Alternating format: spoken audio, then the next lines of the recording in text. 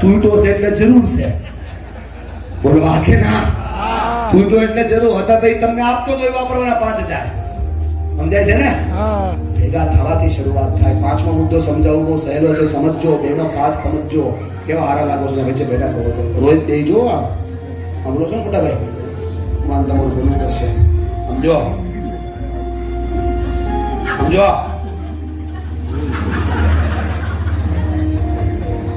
આપણને કઈ મજા આવી કે દાંત કાઢવાની?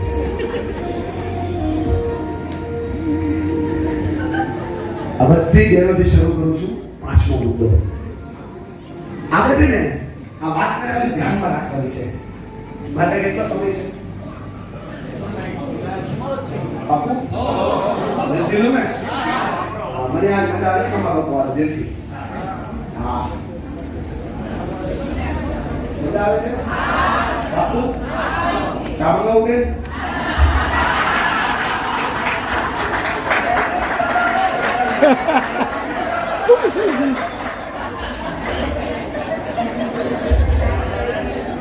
પાંચમા મુદ્દા પર કામ કરી. હેલો 97% લોક કનેક્ટ છે. હવે હાથ બાકી રહ્યા છે.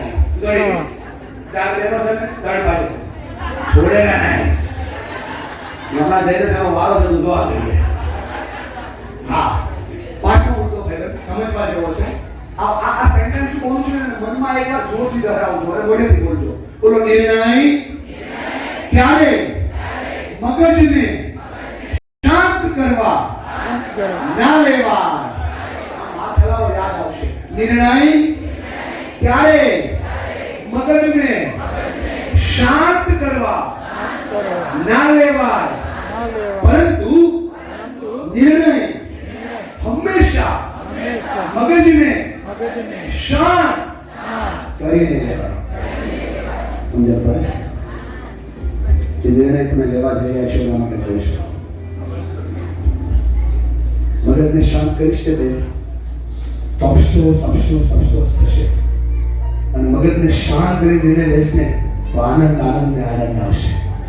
જે નિર્ણય આપણે મગજને શાંત કરીને લઈએ ને એમાં મજા આવે, અને કરવા લઈએ ને એમાં આપણને એમ થાય કે આ જિંદગીમાં ન કર્યું તો સારું હતું. બોલો હાકે ના. માટે કહું છું કે 30 સેકન્ડનો ખાલી ગેપ લો. બસ મોટા ભાઈ, ખાલી 30 સેકન્ડ ખરી જાઓ. જિંદગીમાં તમારે યાર કોઈ પણ વ્યક્તિ વાત કરવા આવે ને ખાલી 30 સેકન્ડ ખાલી જવાબ દેજો. સ્ત્રી હોય, પુરુષ હોય, ભાઈ હોય, બહેન હોય, કાકા ભત્રીજા હોય, સાસુ હોય, વહુ હોય, 30 સેકન્ડનો વેઇટ કરવાનો બેન. અને 30 સેકન્ડ થેમાં પછી જવાબ દેવાનો. There is rule of 30 seconds. 30 second થમીને answer આપવાનો, વેટ લઈને આન્સર આપવાનો. શું થાય? મમ્મી કઈ બોલી આપણે ગલત બોલીએ ને તો આપણી વાત એના સુધી પહોંચે નહીં ભાઈ. તમને બેનો ફાયદો થાય. બોલો શું ફાયદો? સૌથી પહેલો ફાયદો તમારે કોઈ એમ નહીં કેવું પડે અરે મારે કેવા મતલબ આ નહોતો. જે દિવસમાં 2 વાર કેવું પડે છે. સાચું પૂછું ને બેન, એટલે કહું છું કે મગજને શાંત કરો. આમ જો શીખવાડું છું ને આવડે છે. આમ માથા પર હાથ લાવો, ધબકારો. બોલો પહેલી ફેક્ટરી. જોશથી બોલો પહેલી ફેક્ટરી. બરફની ફેક્ટરી માથા પર મૂકશું તો ગરમ થવાનું. ઓ બાટલો હલાવવાનો. એ તો ત્યાં એટલે જ કહેવાય બાપા એટલું ધ્યાનથી. એટલે મારા ઓળખેતા નથી, મારા મામા કે મારા માસીના ભાઈ નથી. સમજી શકો છો ને? પણ એ વ્યક્તિ એટલું ધ્યાનથી સાંભળે છે. તાળી પાડી બતાવે. આપણે તો જાણીએ, આપણે તો જિંદગી જોઈ કરેલો ક્રોધનો સિદ્ધાંત છે. ખુદે બળે ને બીજાને પાળે. બોલો હાકે ના. 30 સેકન્ડ ખરી જાવ. માથા પર હાથ મૂકો. બોલો ગુસ્સો કરવાનો 30 સેકન્ડ તો બેઠ. હાકે ના.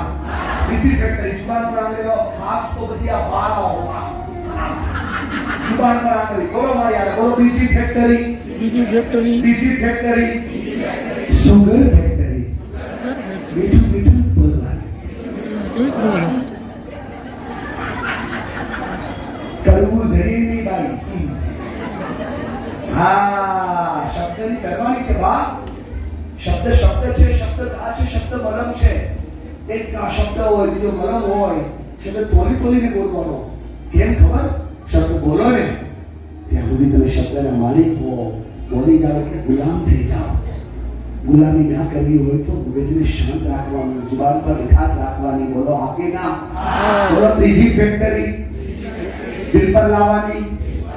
ભગવાન પાસે માંગવાની પ્રેમની ફેક્ટરી, બધાને ઇજ્જત દેવાની, તો ઇજ્જત મળે.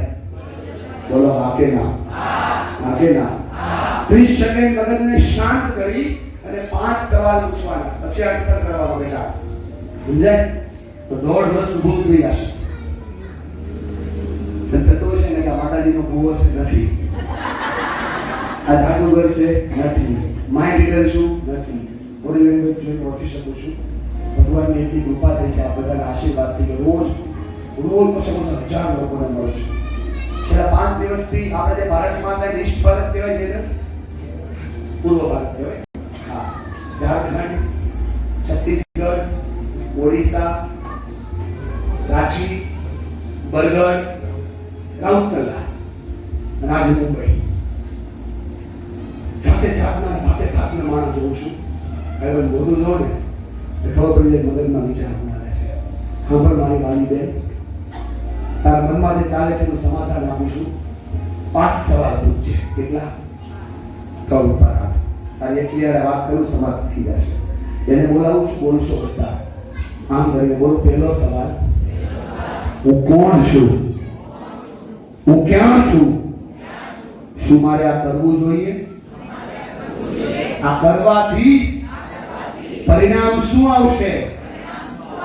અને એમની જગ્યાએ હું હોત તો શું હું આ કરત?